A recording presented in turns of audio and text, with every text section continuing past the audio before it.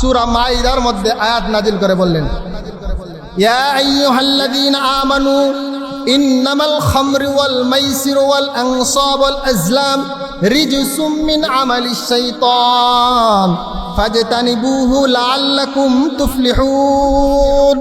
হে ঈমানদারেরা, ইয়া আইয়ুহাল্লাযীনা আমানু, আল্লাহ কাফেরদেরকে ডাক দেন নাই, শুধুমাত্র ওয়ানলি ওয়ান ঈমানদার যারা আছে তাদেরকে বললো, ইয়া আইয়ুহাল্লাযীনা আমানু ইন্নামাল খামর, 1 নম্বর মদ, ওয়াল মাইসির 2 নম্বর জুয়া, ওয়াল আনসাব 3 নম্বর প্রতিমা, ওয়াল আজলাম 4 নম্বর যারা ভাগ্য নির্ধারণ করে।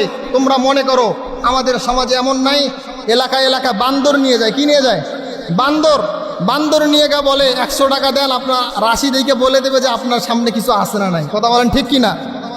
বান্দরে বলে কি তার বিপদ আছে? বান্দর তো এমনি এরকম করবে, হাতে লাড়া দেয়, সে আবার এরকম করে। দেখছেন আপনার একটা বিপদ আছে সামনে, বান্দর বলে কি বিপদের কি কোনো, পাশের লোক বলে যে বিপদের কি কোনো উদ্ধার আছে, তার আবার লাড়া দেয়, সে বলে হ্যাঁ আছে, বলে দেখছেন আপনার হাত দিকে বইলে তো বিপদ আছে, কি করতে হবে? 100 টাকা দিলে কি বিপদ, তোমারে খাবার দিলে কি বিপদ কাটবে? বলবে হ্যাঁ কাটবে, আবার এরকম করে। দেখছেন লাগাও 100 টাকা। আরও যদি কোনো মতে মহিলা মানুষরা পাইছে, আম্মাজানদের মন তো নরম, এই জন্যই তো বাপরে খাবার পায় না বাপে, কিন্তু মহিলা টাকা জোগাড় করে করে করে করে মাজারে বাবার দরবারে দিয়েছে, এরকম মহিলা আছে না নাই? কথা বলেন আছে না নাই? ফরিদপুরের বাবার দরবারে যায় কি যায় না? পাগলা মসজিদে যায় কি যায় না? অত দূরে তো যেতে হয় না। আমাদের রংপুরের লোকদের জন্য আরো সহজ সুবিধা আছে। এই পাশেই কি মসজিদের নাম? রংপুরে কি মসজিদের নাম? কেরামতি মসজিদ। হায় হায় হায়, কি একটা অবস্থা! মান্যত করে যদি সন্তান হয়, ওখানে গিয়ে আমি 1 কেজি খোরমা দেবো, একটা ছাগল দেবো, 1000 টাকা দেবো। কিছুদিন আগে আমার এক গার্জিয়ান আসছে, হুজুর মেয়েটারে একটু নিয়ে যাব। মনে কেন হঠাৎ? ও শুক্রবার ক্লাস নাই। ক্লাস তো আছে আমাদের শুক্রবার, সমস্যা কোথায়? হুজুর বললে আবার কি মনে করেন? কেরামতি মসজিদে যাবো। যান, বাবা মা আছেন, কেরামতি মসজিদে যান। না হুজুর মেয়েটারও লাগবে। সমস্যা কি? মেয়েটার অসুস্থ হয়েছিল, কেরামতি মসজিদে একটু মান্যত আছে। কি আছে? মান্যত আছে। বুঝাই আর পারলাম না, পরে বললো না হুজুর আপনি যাই বলেন আর তাই বলেন, কলা গাছ আমার, ছুটি আমাকে দিতেই হবে। পরে অপারক হয়ে ছুটি দিয়ে দিলাম। এই দেখেন, ভেতরে তার একটা চিন্তা ফিকির আছে যে এই মসজিদে, ওই মাজারে, সেই মাজারে মান্যত করলে আমার মনের আশা পূরণ হবে। এরকম লোক সমাজে আছে না নাই? কথা বলেন আছে না নাই? এরকম কাজ করা যাবে? আল্লাহ তাআলা আমাদের সকলকে এইরকম বিভ্রান্তিমূলক কাজ থেকে হেফাজত করুন। সকলে বলেন আমিন।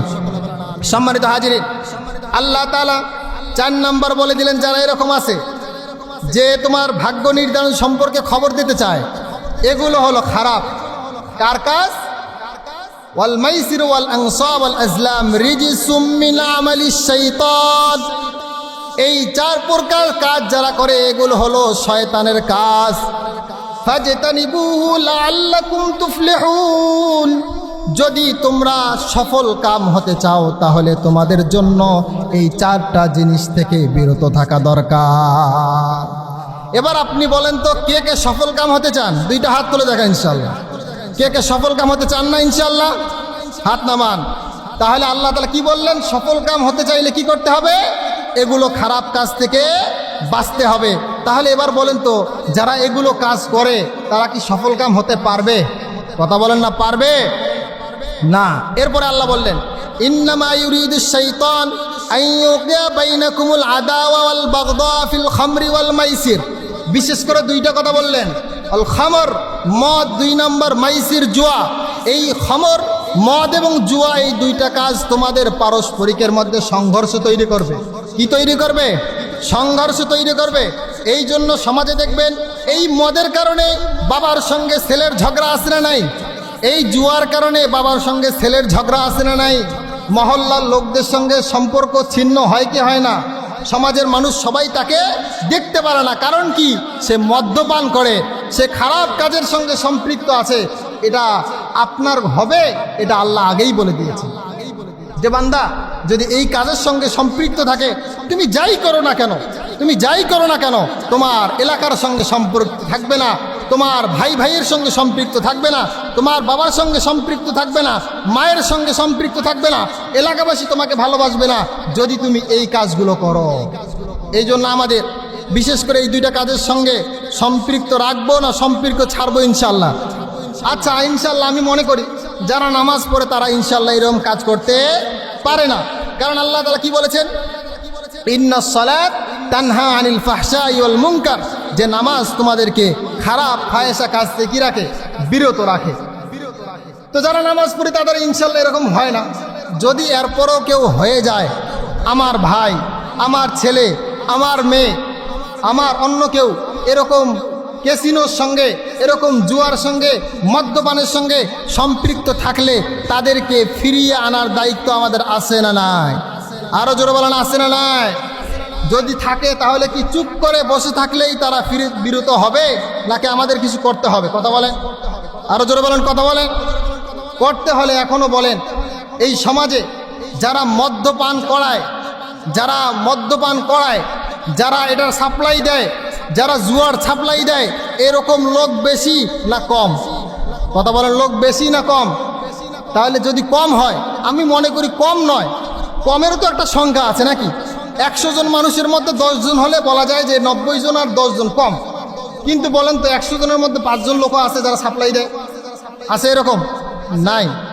5 জন লোক আমি মনে করি না শতকরা 5 জন লোক এখানে মদ সাপ্লাই দেয়, এরকম লোক নাই। 2-1 জন আছে, 2-1 জন আছে। ওই 2-1 জনকে যারা আমাদের সন্তানদের ভবিষ্যৎ নষ্ট করতেছে, ওই 2-1 জন যে আমার ঘরে আগুন জ্বালিয়ে দিচ্ছে, ওই 2-1 জন যে আমার সঙ্গে আমার সন্তানের সম্পর্ক নষ্ট করতেছে, ওই 2-1 জন যে আমার ঘরের মধ্যে বিচ্ছিন্নতা তৈরি করতেছে, ওই 2-1 জনের জন্য এলাকাবাসীর পক্ষ থেকে কঠোর ব্যবস্থার দরকার আছে না নাই? আরো জোরে বলেন, আছে না নাই? সম্মানিত হাজিরিন, আপনারা চিন্তা করবেন এটা তো আমার কাজ নয়, অমুকের কাজ, তমুকের কাজ। আমি বলি অমুকের তমুকের কাজ নয়, বরং আপনি যদি মুসলমান হিসেবে দাবি করেন, আপনি যদি মুমিন হিসেবে দাবি করেন, তাহলে আপনার দায়িত্ব হলো ভালো কাজের আদেশ করা, মন্দ কাজ থেকে তাকে বিরত রাখার আপনাকে এটাও